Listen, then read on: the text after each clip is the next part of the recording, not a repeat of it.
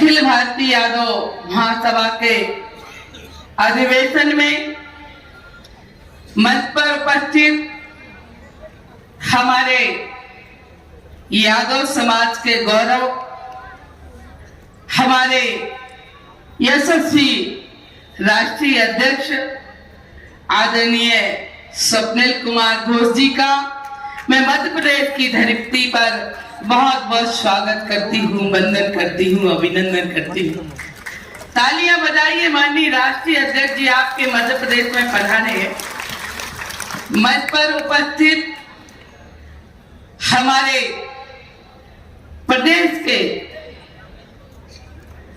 हमारे यादवों की धड़कन, हमेशा समाज के लिए समर्पित, समाज के लिए लड़ने वाले,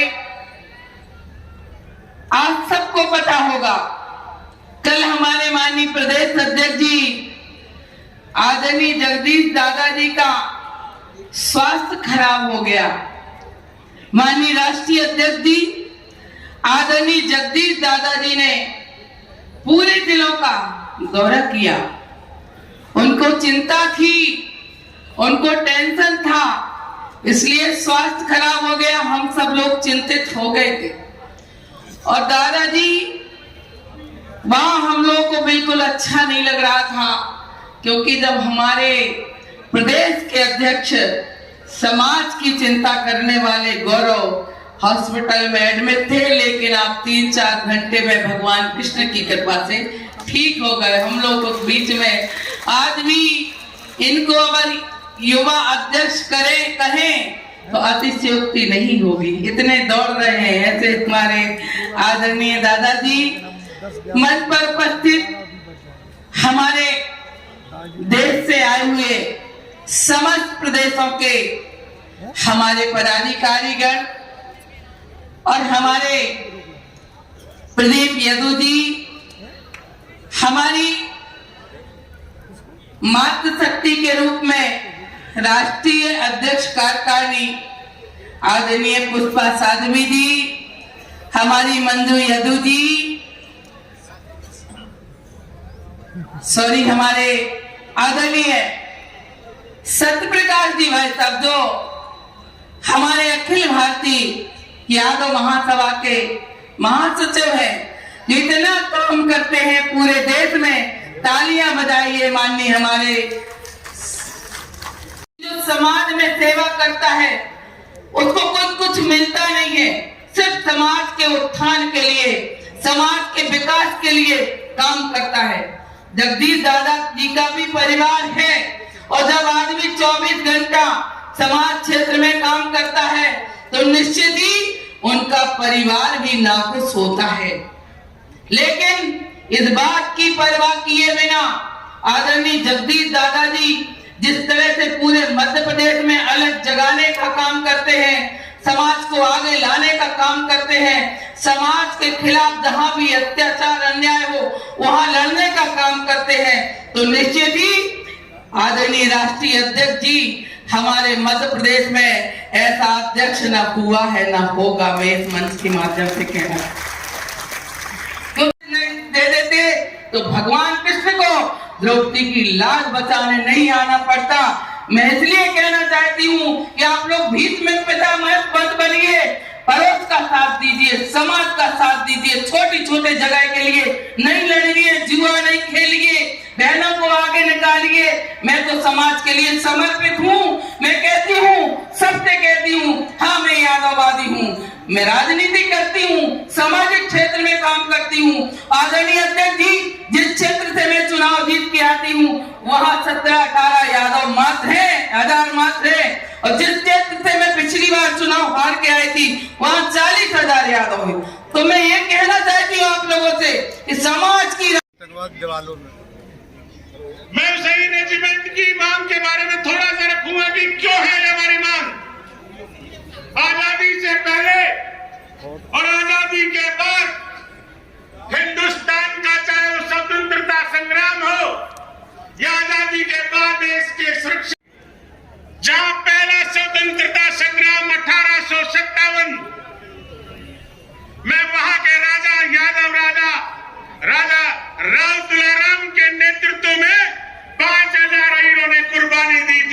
पहले हिंदुस्तान की स्वतंत्रता संग्राम का बिगुल बजाया था। मैं ज्यादा टाइम नहीं लूंगा।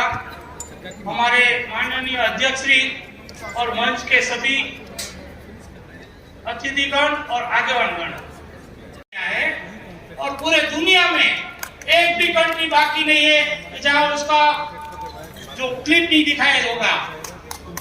और बीबीसी ने उसकी टेप बनाई है, टेप आखी वो बहुत चलाई।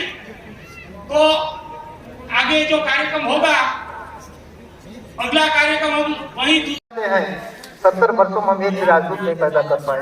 कृष्ण की बात करिए। हमारे यहाँ बम्बई में गोवर्धन पूजा करता हूँ। गोवर्धन पूजा के दिन यादव लोग जय श्री राम नारा लगाते हैं, उनको कृष्ण नहीं याद आता। बनारस जाता हूँ जन्माष्टमी पर हर हर महादेव। भाई महादेव ठीक है, महाराज कहाँ से हर हर महादेव है? तो जब जन्माष्टमी पर और गोवर्धन पूजा पर हम जय श्री राम और हर हर महादेव लगाएंगे तो जय श्री कृष्ण कब हम कहेंगे? इनको कब हम सामने लेके आएंगे? इतनी बड़ी जाति जमाती हमारी है, इतनी बड़ी आबादी महिलाओं की है, कहीं किसी क्षेत्र में नहीं दिखाई पड़ती, किसी कार्यक्रम में नहीं दिखाई पड़ती। अधिकारी कितने हैं जोड़ दीजिए, कहीं किसी संस्था में कैसे चलेगा?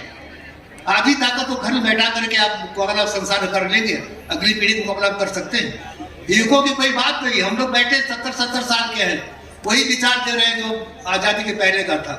आज लोगों की क्या समस्या है, उसे कारखानी बनाना चाहिए, उसको भी पदाधिकारी बनाना चाहिए, उसकी बात सुननी चाहिए, उनके विचारों को मानना चाहिए। तो मैं ये चाहता हूँ भाइयों बहनों, आपसे कहना दूर से कि हम महाराष्ट्र में ये काम कर रहे हैं। हम ये कोशिश कर रहे हैं कि बच्चों को IAS IPS बनाया जाए। 25 करोड़ की आबादी में अगर 2500 बच्चे हर जय श्री कृष्ण, एक बार आवाज कीजिए जय श्री कृष्ण। धन्यवाद आपसे। बहुत बहुत धन्यवाद आदरणीय किलाचंद जी। तमिलनाडु के अध्यक्ष डॉक्टर राधाकृष्णन जी और आंध्र प्रदेश का प्रतिनिधित्व कर रहे वहां के वर्किंग प्रेसिडेंट रविंद्र यादव जी। ज्यादा तो मैं तक मेरी सोच है, समाज को हम आगे नहीं ले जाएंगे, संगठन यही थी एकता। आज हम एक नहीं बनेंगे तो कोई भी कार्य नहीं है। काहे ने कहा हम गीता जी को भूल गए हैं, तो घर घर अगर भगवान श्री कृष्ण का स्थापन हो जाएगा, नारी शक्ति का मान बढ़ेगा और एजुकेशन शिक्षण आएंगे तो हर जगह ही यादव कुल का नाम आएगा और रोशन होगा। एक बार मैं आप सबको नम्र विनंती करती हूँ कि एक बार हम जिसके शरण में हैं, जब हम जिसके कुल के हैं उसका मंत्र जाप करेंगे, सबके हाथ ऊपर करके एक बार श्री कृष्णा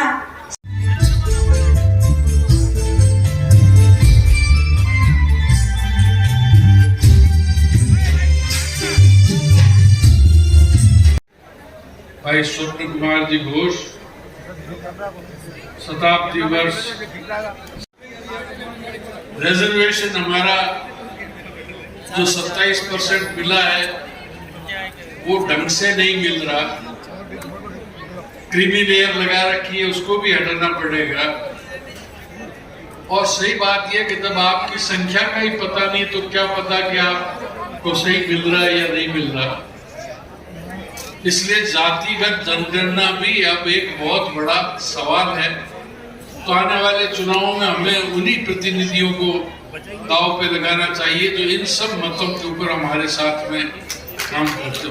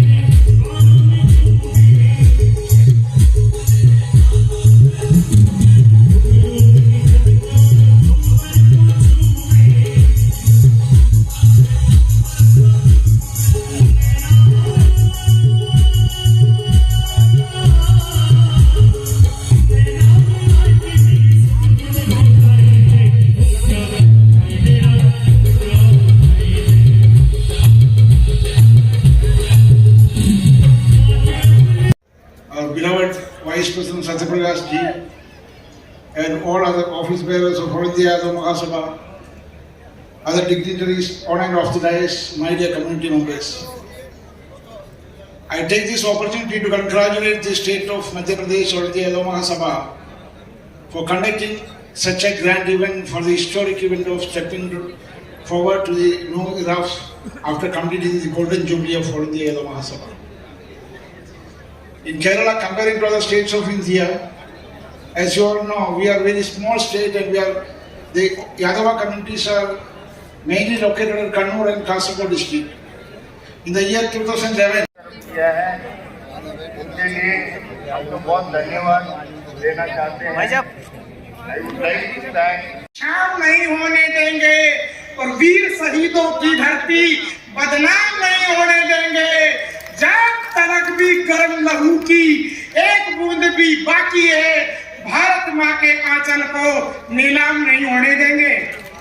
और क्या हुआ जो मर गई, मैं अपने वतन के वास्ते, बुलबुलें कुर्बान होती हैं चमन के वास्ते। मेरी लड़ाई है पाखंड के खिलाफ और मेरी लड़ाई है नर नारी असमानता। मंचों पे भाषण देने से नारियों को सम्मान नहीं मिलेगा। नारियों का घर में सम्मान हो, परिवार में सम्मान हो, सोसाइटी में सम्मान हो, राजनीति में सम्मान हो, और इन्हें पढ़ाओ लिखाओ और इनको विदुषी बनाओ। स्वामी विवेकानंद कहते हैं, the gentle person in other country made by hair cutting salon, the gentle person in other country made by cloth and shoe shop, but the gentle personality in my country, my India, made by father, mother and our social environment. देशों विदेशों में बड़ा आदमी दूसरे देश में coat pant tie से बन जाए, विदेश में बड़ा आदमी गुलम गलीचे से बन जाए, विदेश में बड़ा आदमी सोने चांदी से बन जाए, मगर मेरे देश में बड़ा कौन है? Simple living and high thinking, जिनका सादा जीवन हो और जिनके ऊंचे विचार हो। इसलिए अपनी बेटियों को पढ़ाओ। स्वप्न घोष जी कल कह रहे थे, एजुकेशन एजुकेशन एजुकेशन एजुकेशन लाओ समाज में, अपनी बेटियों को पढ़ाओ। आप तो मोड़ा मोड़ी बोलते हो ना, ए भैया कहाँ जा रही है, मेरी ना सुन रही है, जाने का चक्कर कहाँ जा रही है, बैठो। आपके यहाँ तो ऐसा कहते ना, भाई मोड़ काटो, काट के सांचे में फंसाओ, प्रेशर बनाओ, अपने आप नींबू रस दे देगा। ठीक है ना? आज का जमाना मांगने तांगने का तो कुछ है नहीं, अधिकार तो लिए जाते हैं। हमने अपनी कुर्बानियां दी हैं। आपने खेतों में अनाज पैदा करके दुनिया का पेट भरा है और बॉर्डर की रक्षा के लिए महान वीरों ने बलिदान दिया है। इसलिए रेजिमेंट हमारी जो मांग है वो पूरी करनी पड़ेगी सरकार को। आज नहीं तो कल झुकना ही पड़ेगा। मुझे जवाब दो, आई रेजिमेंट को आप प्राथमिकता देते हो कि नहीं? खुशी करते हो कि कोई कौम की इज्जत का भी आपको ख्याल है कि नहीं?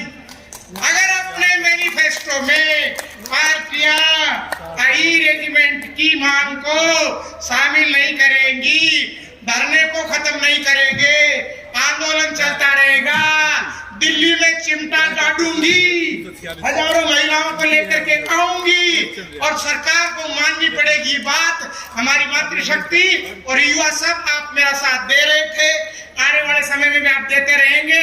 महासभा ने मुझे सम्मान दिया और भाई सत्यप्रकाश जी की इच्छा कई वर्षों से थी। उन्होंने मुझसे कहा कि आप महासभा के एक पद पर विराजमान होकर के और फिर कुछ बातें आप बताइए। पद का तो ऐसा जोर से बोलिए, जय माधव, जय माधव, जय माधव। ये वो कल यहाँ के लिए बड़े गर्व की बात है। अगर आप वहां नहीं जा सकते तो कम से कम यहाँ के दर्शन करके अपने आप को गौरवान्वित महसूस कर सकते हैं। आपकी छाती में भी वो आग धधक रही होगी। देश की रक्षा के लिए जो इन वीर जवानों के रक्त में थी, अपने खून की अंतिम सांस तक, अंतिम बूंद तक ये लड़े थे और अंतिम सांस तक इन्होंने युद्ध किया था दुश्मनों से। ऐसे वीर जवानों की ये अस्थि कलश, ये मिट्टी कलश है शहादत का, जिसका पूजन हमारे माननीय राष्ट्रीय अध्यक्ष महोदय, हमारी समस्त राष्ट्रीय कार्यकारिणी माननीय सत्यप्रकाश यादव जी, माननीय पुष्पा शास्त्री जी,